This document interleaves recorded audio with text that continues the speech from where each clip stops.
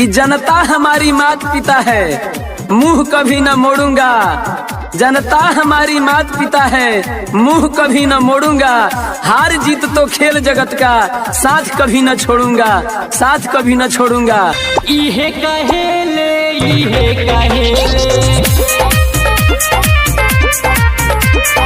इंद्रजीत भैया, इहे कहेले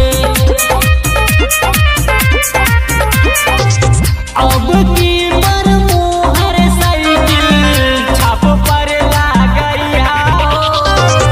अब की बर बटन साइकिल छाप पर गाबैया हो।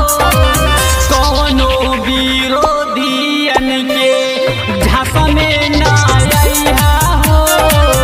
कौनो विरोधियन के झांसा में ना आइहा हो।